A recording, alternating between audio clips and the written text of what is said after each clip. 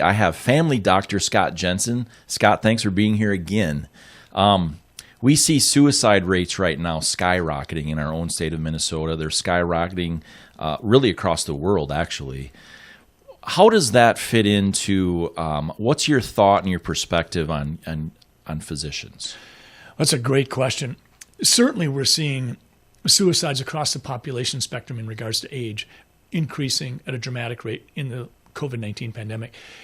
We're seeing this as, if you will, collateral damage, deaths from despair. But if we just put the focus right on physicians, what's happening there? I was at a conference a couple of years ago, and I was shocked to learn that some 300 to 400 physicians per year commit suicide in this country. 300 to 400. Literally, enough physicians that would account for an entire graduating medical school class in many of the larger medical schools. I came across an article the other day. It was written by Dr. Richard Gunderman. He's a physician, and I think he also has some specialty interest in public health. But when I read it, it said some things that I think patients need to understand. If there's a reason why physicians are becoming disenchanted and might be more inclined to throw in the towel and commit suicide, I think this gets at some of it. I contacted Dr. Gunderman and asked if I could quote him liberally, and he said I could. So I'm just going to read some highlights from this story, because that's what he wrote. It was a 2-page story. Dr. Richard Gunderman. And basically he frames the story as a hospital administrator, a hospital executive, feeling so overwhelmed by the difficult work that he does or she does. So here's what this hospital administrator says.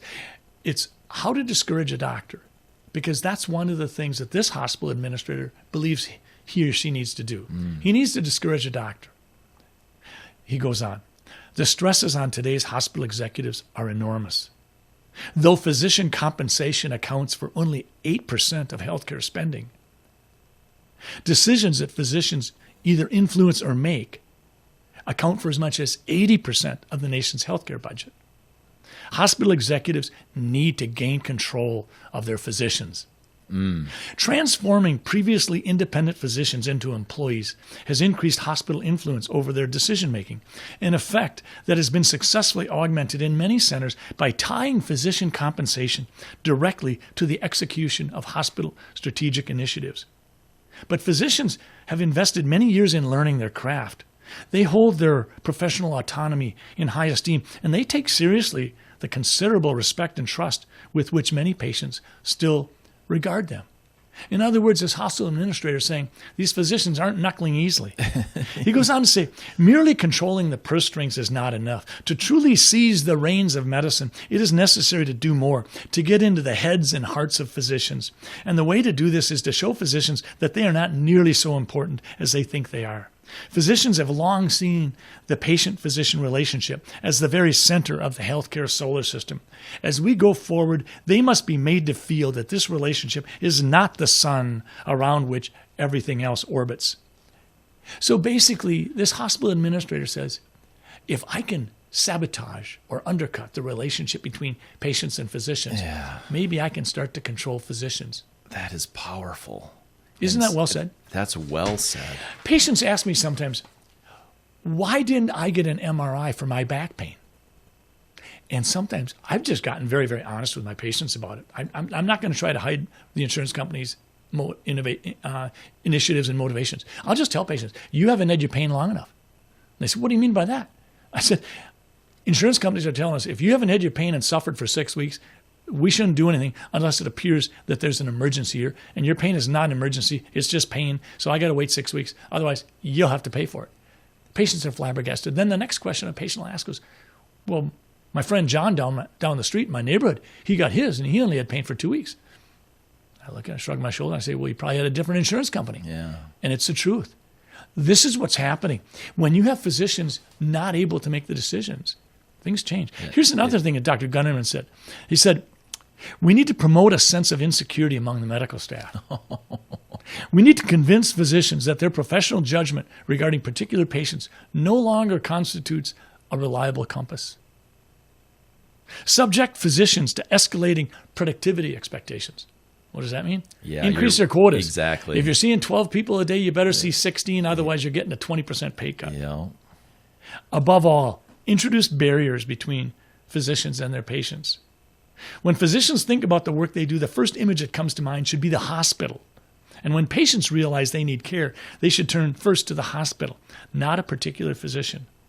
One effective technique is to ensure that patient-physician relationships are frequently disrupted so that the hospital remains the one constant.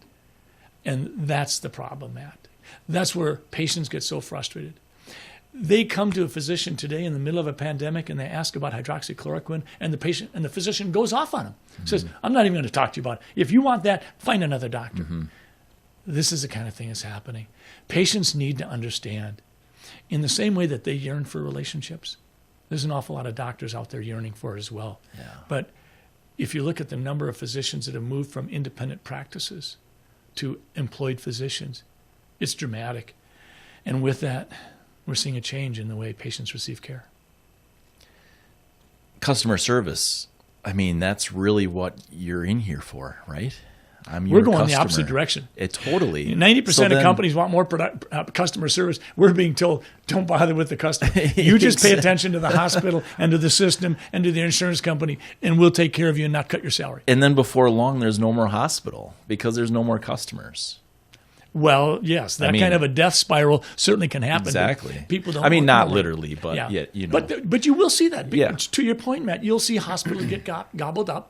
You'll see a big hospital system buy a smaller one, get what they want out of it, and then close it down. Yeah. And they'll move on. Yeah. I mean, companies do that all the time in America. We're seeing it in healthcare as well. So you're going to see smaller towns not have their hospital. You're going to see mid-sized towns maybe keep their hospital, but they won't be able to deliver babies. They won't be able to have surgery, but maybe they become a modified long-term care center. Who knows?